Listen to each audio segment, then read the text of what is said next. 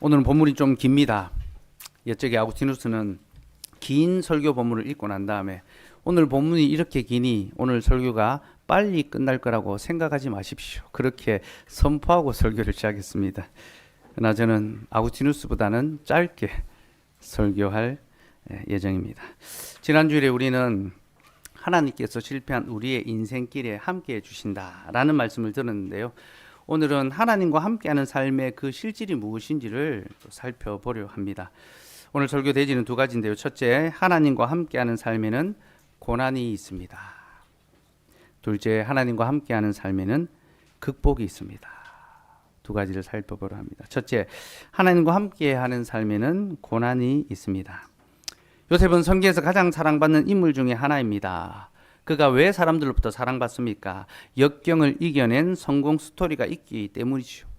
요셉은 형들에게 미움을 받아 노예로 팔려갔습니다. 그리고 애굽에서 또 고된 노역과 또 모함을 받아서 감옥에 갇히게 됩니다. 곧 그는 많은 고난을 애굽에서 겪었습니다. 하지만 요셉은 이 모든 역경을 이겨내고 마침내 그 나라의 총리에까지 올라가게 됩니다. 여러분, 노예로 팔려온 소년이 그 나라의 총리가 되는 이야기는 사람들이 좋아할 만한 그런 스토리죠. 정말로 성공 신화의 그런 스토리 아닙니까? 그래서 사람들이 그의 이야기를 사랑하고 즐겨 읽는 것입니다. 그러나 여러분, 요셉은 이런 인간적인 성공을 우리에게 보여주는 인물이 아닙니다. 그는 성공주의 신화의 주인공이 아니라 하나님의 구속 역사의 주인공입니다. 하나님은 요셉을 통하여 자기의 형제들을 구원해 주셨습니다. 여기서 그의 형제들은 창세기의 교회를 가리킵니다. 곧 요셉은 하나님의 교회를 구원하는 구속자로서의 사역을 행하고 있습니다. 그래서 우리는 그를 통하여 성공하는 인생의 모델을 보는 것이 아니라 우리를 구원하시는 예수 그리스도의 그 사역의 모델을, 예표를 볼 수 있어야 합니다. 곧 요셉은 우리에게 그리스도의 모습을 보여주는 그림자와 같습니다. 네. 이것이 요셉이 성경 안에서 갖는 구속사적 위치고요. 이 부분은 제가 늘 강조하고 가르쳤던 부분입니다. 우리는 요셉을 통하여 성공하는 인생이 아니라 우리를 구원하시는 예수 그리스도를 볼 수 있어야 된다. 그동안 늘 이 부분을 강조했는데요. 오늘 저는 조금은 다른 측면에서 요셉의 삶을 살펴보려 합니다. 바로 그가 살아낸 믿음의 삶에 관한 부분인데요. 요셉은 하나님 앞에서 믿음의 삶을 지켜냈습니다. 그리고 이 점에 있어서 그는 우리에게서 좋은 신앙의 모범이 됩니다. 신앙의 모델입니다. 곧 그가 걸어갔던 믿음의 삶은 우리가 걸어가야 할 믿음의 삶의 또 하나의 예시, 표본이 된다는 겁니다. 한번 살펴봅시다. 오늘 읽은 창세기 39장은요, 요셉의 인생을 압축판처럼 우리에게 보여줍니다. 39장에서 요셉은 주인의 사랑받는 노예로 시작합니다. 그러다가 주인의 아내로부터 유혹을 받게 되고요. 그가 유혹을 물리쳤지만 이번에는 오히려 모함을 받아서 감옥에 갇히게 됩니다. 그리고 그 마지막에는 감옥의 간수장에게 사랑을 받는 이야기로 마칩니다. 곧 39장에서 요셉은 사랑받는 노예로 시작해서 사랑받는 죄수로 마칩니다. 이것이 39장이 보여주는 요셉의 인생인데요. 이 인생은 마치 요셉의 인생 전체를 압축판처럼 보여주는 그런 한 장면입니다. 근데 여러분, 이 39장에서 요셉의 인생을 이끌어가는 핵심 구절이 하나 있습니다. 바로 하나님께서 그와 함께 하신다라는 겁니다. 본문 곳곳에 이 표현들이 있는데 특별히 시작과 끝에 이 표현이 나옵니다. 2절 말씀 같이 읽읍시다. 시작. 여호와께서 요셉과 함께 하심으로 그가 형통한 자가 되어 그의 주인 애굽 사람의 집에 있으니 여호와께서 요셉과 함께 하심으로. 23절도 봅시다. 시작. 간수장은 그의 손에 맡긴 것을 무엇인지 살펴보지 아니하였으니 이는 여호와께서 요셉과 함께 하심이라. 여호와께서 그를 범사에 형통하게 하셨더라. 이는 여호와께서 요셉과 함께 하심이라. 39장은 본문의 그 시작과 끝에서 하나님께서 요셉과 함께 하셨다라고 밝힙니다. 그리고 이것이 요셉의 인생 전체에 대한 정의입니다. 곧 요셉의 인생은 하나님과 함께하는 인생이었습니다. 근데 여러분, 하나님이 우리와 함께 하신다. 이 말의 의미가 무엇일까요? 여러분에게는 이 말이 어떤 의미로 다가오십니까? 여러분, 많은 경우에 하나님이 우리와 함께 하신다 할 때 우리는 이것을 인생에 아무런 걱정과 염려가 없는 것으로 그렇게 이해합니다. 하나님이 나와 함께 하신데 내가 걱정할 게 뭐가 있나? 두려운 일이 뭐가 있나? 모든 문제와 어려움들이 다 해결되지 않겠는가? 우리는 그런 것으로 막연하게 하나님 나와 함께 하시면 좋겠다. 그렇게 생각합니다. 그러나 여러분, 오늘 성경은 전혀 그렇게 말하지 않습니다. 오늘 성경은 우리에게 하나님과 함께하는 삶은 인생에 아무 걱정과 염려가 없는 것이 아니라 도리어 더 많은 역경과 어려움을 겪게 되는 것이다. 그것이 하나님과 함께하는 삶이다라고 요셉을 통하여 우리에게 보여주고 있습니다. 요셉은 하나님과 함께하는 사람이었지만 그는 많은 역경을 겪어야 했습니다. 그가 당한 고난과 역경이 무엇입니까? 첫째는 미움입니다. 그는 형들로부터 미움을 받았습니다. 그가 하나님과 함께 했기 때문이죠. 그래서 낯선 나라의 노예로 팔려갔습니다. 둘째는 고생입니다. 요셉은 바로의 시위대장 보디발의 집에 노예로 팔려가서 거기서 일했습니다. 여러분, 노예의 삶이 어떻습니까? 매우 고되고 비참하고 수고스러운 삶입니다. 그는 아침부터 저녁까지 쉬지 못하고 일했습니다. 그때가 겨우 17세 무렵부터 20대. 우리 직장생활 하시는 분들 다 취업을 원하고 바라다가 취업돼서 직장생활 하면 그때부터 직장 안 다닐 때를 그리워합니다. 학생 시절이 좋았지. 직장의 종처럼 살아가는 그런 마음이 들죠. 근데 여러분, 요셉은 정말로 노예로 살았습니다. 그는 고된 수고의 인생을 살았습니다. 셋째는 유혹의 어려움을 겪었습니다. 그는 정직하고 지혜롭게 일했습니다. 그리고 이로 말미암아 주인의 총애를 받았습니다. 보디발은 요셉을 가정총무로 삼아 집안의 모든 일을 그에게 다 맡겼습니다. 이 말은 그가 승진했다는 것입니다. 그는 초고속 승진을 했고요. 단번에 가장 말단의 노예에서 최상급 관리자가 됐습니다. 경영자가 됐습니다. 이제 그의 집에서 보디발 외에 그보다 높은 사람은 없습니다. CEO가 된 겁니다. 이 말은 그가 이제 조금 편안한 삶을 살 수 있는 때가 됐다는 거죠. 고생 끝. 이제 나기 시작이다. 이제 관리자로서 너희들을 잘 관리하고 그렇게 경영하면 되겠다. 그런 시기가 온 겁니다.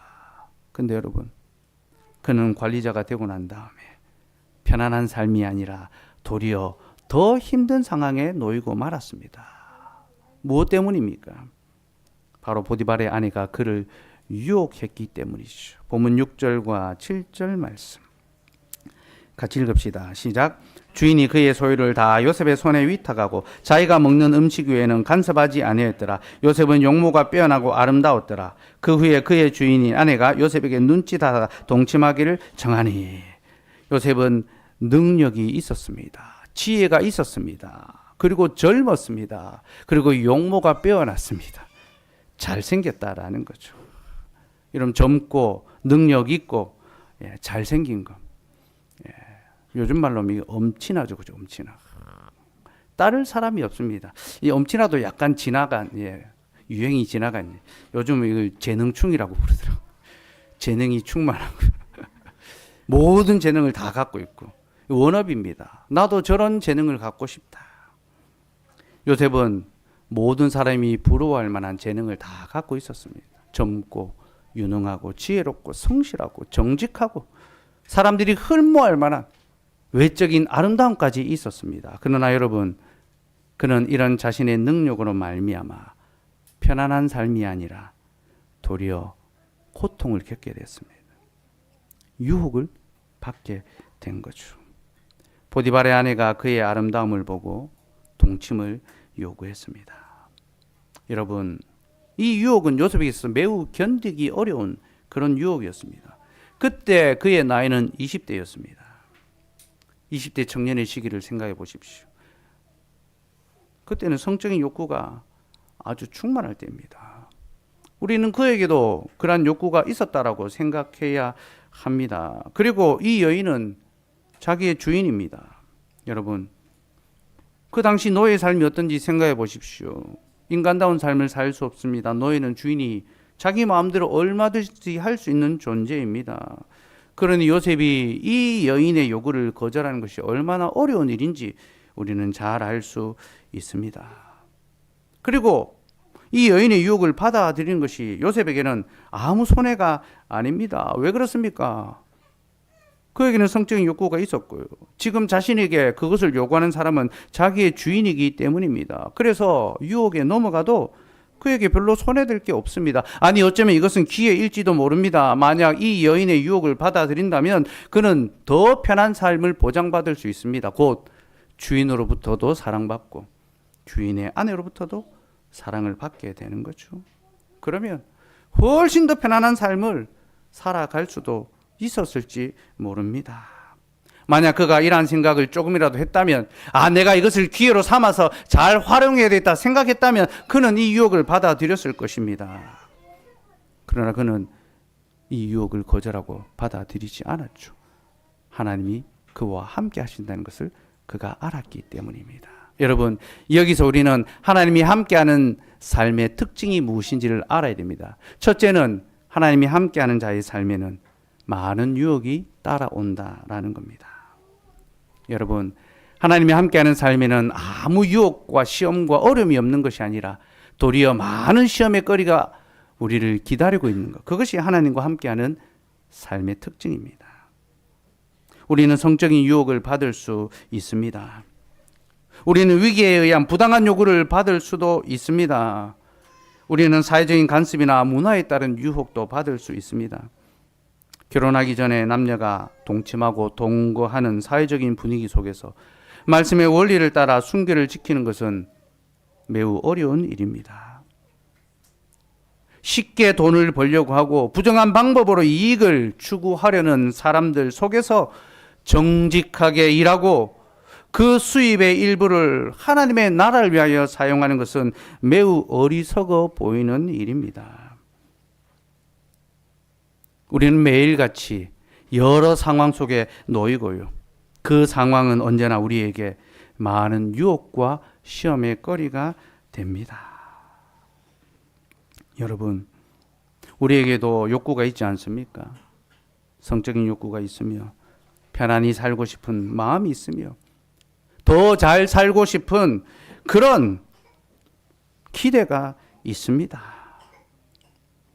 우리 안에도 그런 물질적이고 육체적이고 현실적인 욕구가 있습니다. 그래서 여러분, 우리는 매일같이 이 현실의 문제와 마주하며 믿음의 가치 사이에서 갈등하고 고민합니다. 믿음으로는 이 세상의 유혹을 이겨내야 하지만 현실 속에서 삶은 생각보다 쉽지가 않습니다. 내가 손해보는 것, 내가 양보하는 것, 그게 그렇게 말처럼 쉽지가 않습니다. 요셉도 마찬가지였을 겁니다. 그도 이 유혹을 이기는 것이 그렇게 쉽지 않았을 겁니다. 특별히 요셉은 우리보다 훨씬 더 큰 유혹에 봉착해 있었습니다. 그는 노예였으며 그러기에 그가 이 유혹을 거부하는 것은 그에게 매우 위험한 일이었습니다. 그가 이 유혹을 거부할 때 그는 그에 맞는 대가를 치루어야 합니다. 그 대가가 무엇입니까? 그 대가는 그저 일정 부분의 감봉이나 징계 혹은 파면의 문제로 끝나지 않습니다. 실직의 문제로 끝나지 않습니다. 그가 이 유혹을 거절할 때 그는 그 일에 자기의 목숨을 걸어야 했습니다. 이것이 바로 요셉이 처한 유혹의 문제였습니다. 그는 생사의 갈림길 아래 하나님은 그와 함께 하셨지만 하나님은 그를 편안한 길이 아니라 생사의 갈림길에 놓이게 하셨습니다.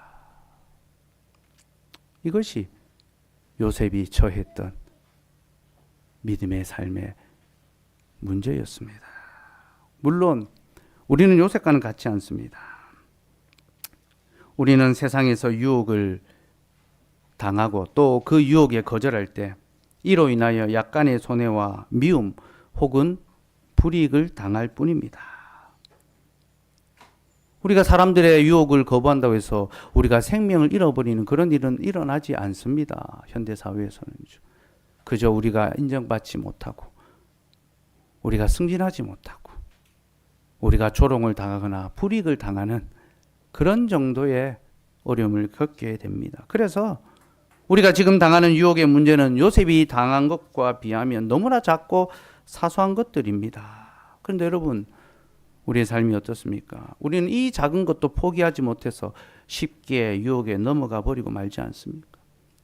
내가 이것을 거절할 때 사람들과의 관계가 어색해지거나 직장 동료들과의 관계가 깨어지거나 나의 어떤 삶이 인정받지 못할 것 같은 그런 불안한 마음이 들어서 우리는 너무나 쉽게 세상의 요구를 맞추어 주며 그들의 교훈을 따라 살아가고 있습니다.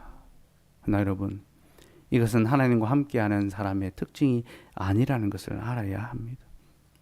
하나님과 함께하는 사람은 유혹을 당하지만 그 유혹을 물리칩니다. 요셉처럼 말입니다. 그는 우리보다 훨씬 더 큰 어려움에 처해 있었지만 그는 우리보다 훨씬 더 단호하게 대처했습니다. 그는 하나님과 함께하는 사람이었으며 그는 자신에게 주어진 시험과 고난을 그렇게 극복하고 이겨냈습니다. 두 번째 대지입니다. 하나님과 함께하는 삶에는 고난의 극복이 있습니다. 요셉은 두 가지 방법으로 유혹을 물리쳤습니다. 첫째는 일반 도덕법으로 물리치는 거였습니다. 8절과 9절 말씀 같이 읽겠습니다. 시작. 요셉이 거절하며 자기 주인의 아내에게 이르되 내 주인이 집안의 모든 소유를 간섭하지 아니하고 다 내 손에 위탁하였으니 이 집에는 나보다 큰 이가 없으며 주인이 아무것도 내게 금하지 아니하였어도 금한 것은 당신뿐이니 당신은 그의 아내임이라. 그런즉 내가 어찌 이 큰 악을 행하여 하나님께 죄를 지으리까. 요셉은 주인의 처에게 주인이 모든 소유를 자신에게 맡기고 다 담당하게 했지만 자기의 아내만은 금하였다. 그런데 어찌 내가 당신을 범할 수 있겠습니까? 그렇게 호소했습니다. 이게 무슨 의미입니까? 곧 이렇게 행하는 것은 당신에게도 죄가 됩니다. 당신이 어떻게 남편이 아닌 나와 동침할 수 있습니까? 요셉은 자신을 부당하게 유혹하고 또 불의한 것을 요구하는 자를 향하여 도덕과 양심의 법으로 그에게 호소했습니다. 이렇게 하는 것은 옳은 것이 아니지 않습니까? 옳지 않은 것을 어찌 나에게 하라고 하십니까? 그렇게 호소한 것입니다. 사랑하는 여러분, 세상이 우리에게 부당한 것을 요구할 때가 있습니다. 또 죄의 것을 유혹하고 속삭일 때가 있습니다. 같이 하자라고 그렇게 말할 때가 있습니다. 너도 하자. 그래야 우리가 함께 할 수 있다. 그래야 우리가 더 친밀해진다. 그렇게 말할 때가 있습니다. 그러나 여러분, 우리는 바로 그때 양심과 도덕을 따라 그들에게 호소해야 합니다. 이렇게 하는 것은 옳은 것이 아니지 않느냐. 이렇게 하는 것은 맞지 않다라고 이야기할 수 있어야 합니다. 하나님께서는 각 사람의 마음에 양심과 도덕의 법을 주셨습니다. 그리고 이것을 통하여 이 세상이 윤리를 지키며 살아갈 수 있게 하셨습니다. 사회 통념이라는 것이 있죠. 미풍양속이라는 것이 있죠. 정직과 성실은 모든 시대에 지켜져야 될 가치고 법과 규례가 있습니다. 그래서 불법적인 것을, 부당한 것을 요구할 때 우리는 겸손하게 양심과 도덕 또 실정법을 통하여 그들에게 호소할 수 있어야 합니다. 둘째로 요셉은 말씀의 법으로 유혹을 물리쳤습니다. 요셉은 여인을 향하여 내가 어찌 이 큰 악을 행하여 하나님께 죄를 지으리까 라고 했습니다. 내가 어찌 이 큰 악을 행하여 하나님께 죄를 지으리까. 여러분, 이 말이 무엇을 보여주는지 압니까? 그는 지금 자신이 누구인지를 드러냈습니다. 나는 하나님을 믿는 자며 나는 하나님과 함께하는 자입니다. 그런데 내가 어찌 하나님 앞에 죄를 범하며 이 큰 악을 행할 수 있겠나이까.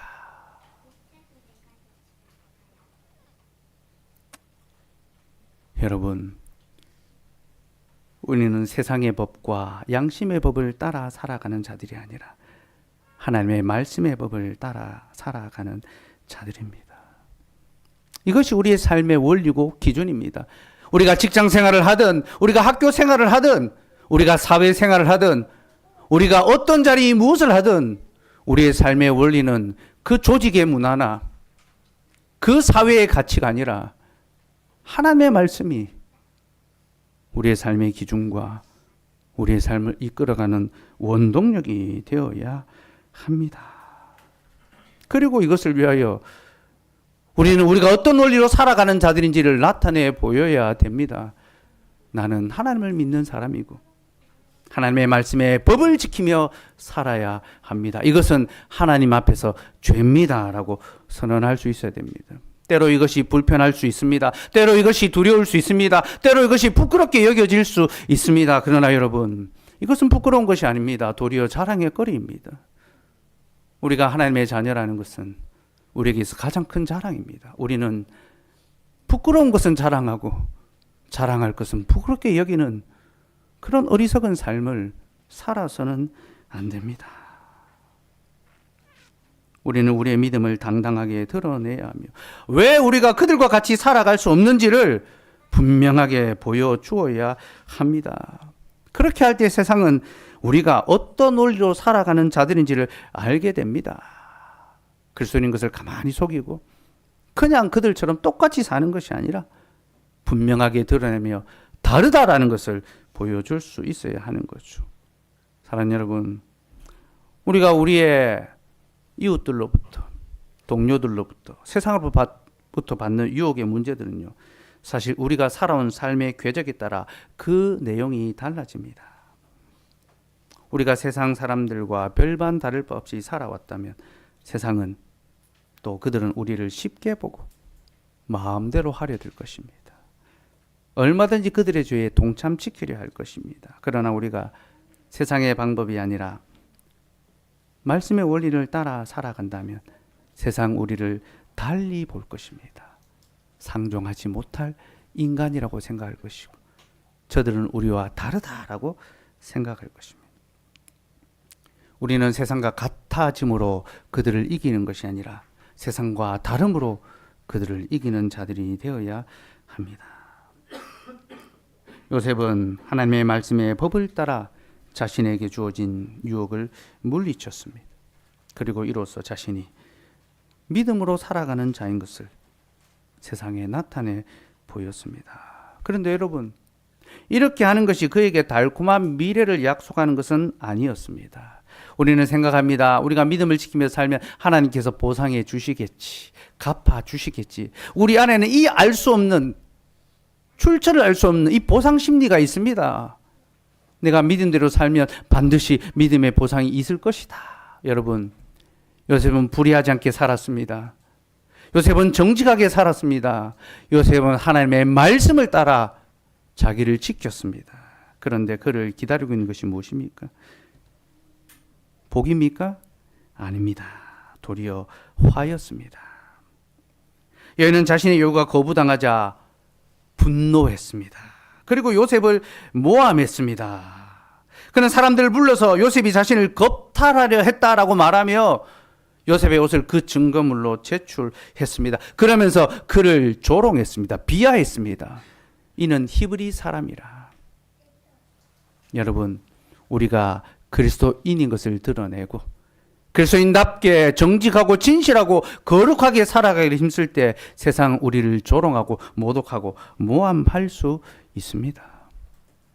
믿음으로 살아가는 삶에 정당한 보상이 따르는 것은 아니라는 것을 하셔야 합니다. 요셉은 정직하게 살았으나 그는 도리어 부당한 모함을 받고 감옥에 갇히고 말았습니다.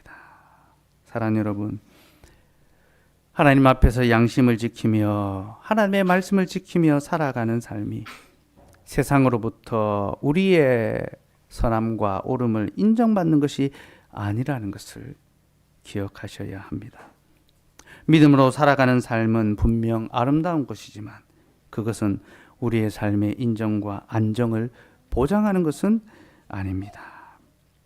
우리가 정직하게 행하고 성실하게 살고 불의를 거부한다고 해서 세상이 우리를 옳다고 인정해 주지 않습니다.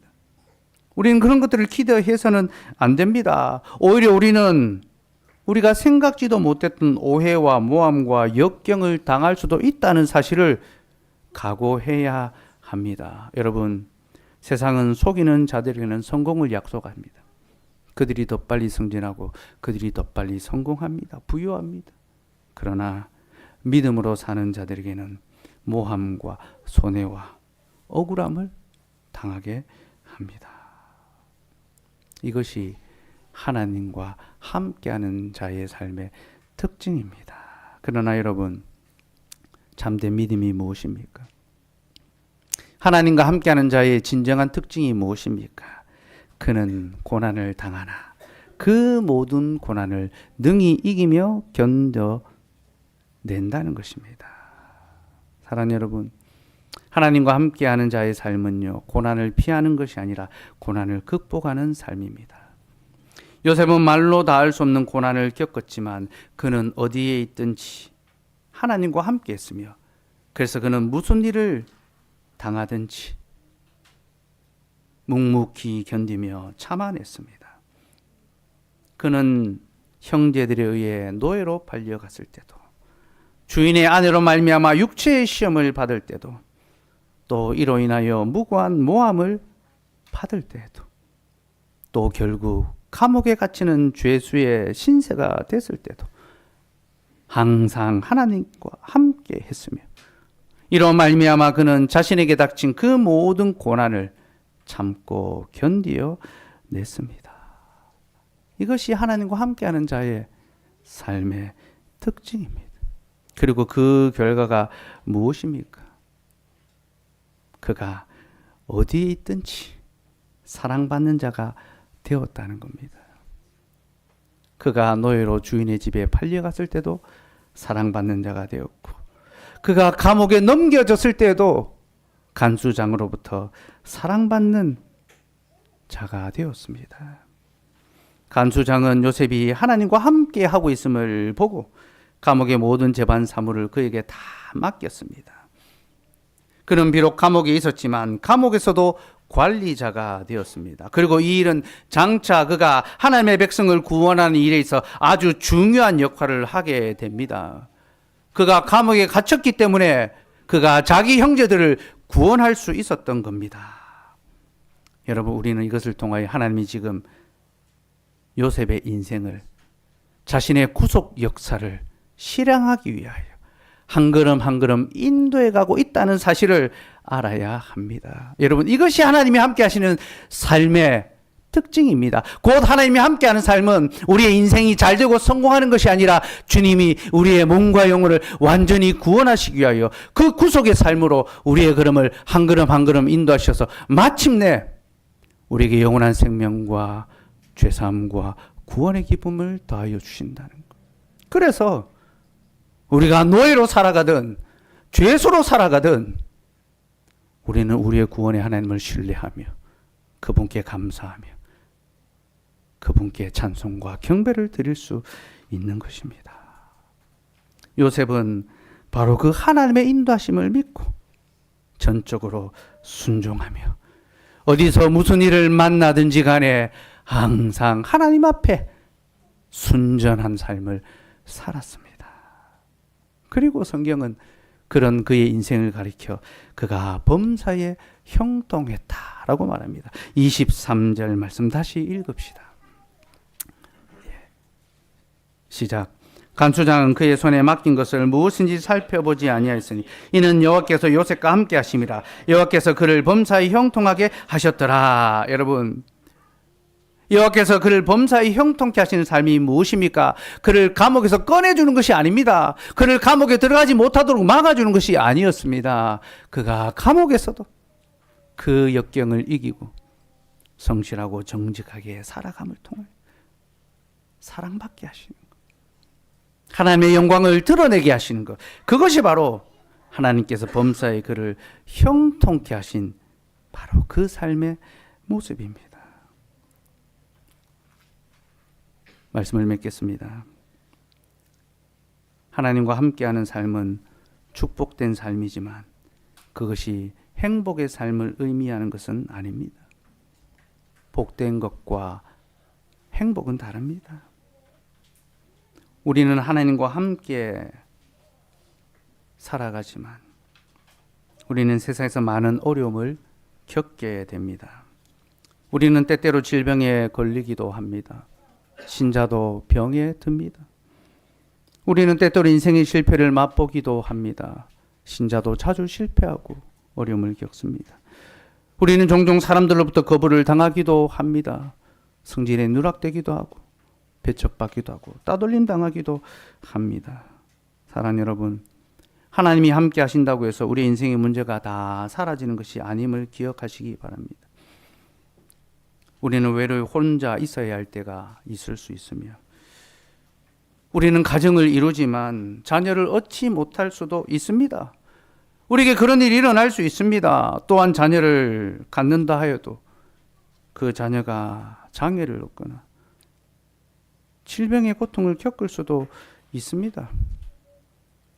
믿는 자에게도 그런 일들이 일어나며 그런 어려움이 우리의 문제로 또 우리 교회의 문제로 찾아올 수도 있습니다. 우리는 경제적 어려움과 궁핍에 시달리며 한숨 짓고 괴로워할 수도 있습니다. 하나님과 함께하는 삶에도 이런 어려움과 고난과 역경이 있다는 것을 기억하십시오.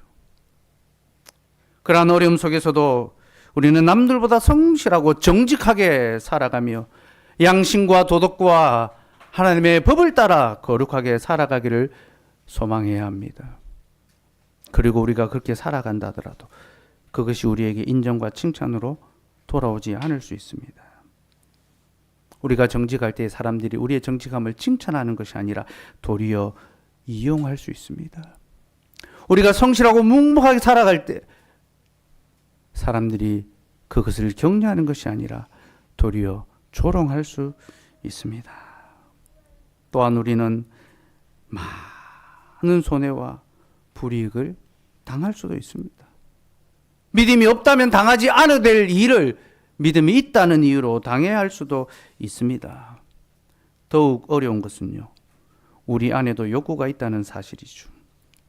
우리도 성공하고 싶은 욕구, 인정받고 싶은 욕구, 편하게 살고 싶은 욕구, 재미있게 살고 싶은 욕구가 있습니다. 이 욕구들은 언제나 우리에게 큰 시험의 거리가 될 것입니다. 하나님의 말씀의 가치를 따라 살아가는 것보다 세상의 가치를 따라 살며 너도 세상 사람들처럼, 너도 네 친구들처럼 그렇게 살아가라고, 그렇게 우리 스스로 우리에게 속삭이고 말하는 욕구들이 있습니다. 그래서 우리는 자주 유혹에 넘겨지고 시험에 빠질 것입니다. 사랑하는 여러분, 이것이 바로 올 한 해 우리를 기다리고 있는 바로 현실의 삶입니다. 믿음은 언제나 아름답고 고귀하지만 현실의 삶은 언제나 비루하고 고통스러운, 한숨 지을 수밖에 없는 문제들을 우리에게 툭툭 던져 놓을 것입니다. 때로 우리는 걸려 넘어지기도 하고 그 늪에 빠지기도 하고 자빠지기도 할 것입니다. 때로는 생각지도 못했던 문제들이 오래 우리를 무겁게 억누르고 우리로 탄식하게 할 수도 있습니다. 그러나 여러분, 한 가지를 명심하십시오. 하나님께서 우리와 함께 하신다는 바로 그 사실을 기억하시기 바랍니다. 우리는 수많은 현실의 문제를 마주하겠지만 그 모든 현실의 문제에 하나님이 우리와 함께 하십니다. 그러니 우리는 그 시험과 역경을 능히 견디며 이겨낼 수 있을 것이고 하나님의 말씀으로 우리의 거룩함을 지키고 우리의 믿음을 드러내며 살아갈 수 있습니다. 살아가야 합니다. 그리고 우리가 그런 마음으로 하나님과 함께 살아간다면 우리는 올 한 해 어디서 무슨 일을 만나든지 만사형통한 하나님의 영광을 드러낼 수 있는 그 문제들을 이길 수 있는 은혜를 덧입게 될 것입니다. 올 한 해 저와 여러분의 삶이 하나님과 함께함으로 만사형통하는 복된 삶이 되기를 소망합니다. 기도하겠습니다.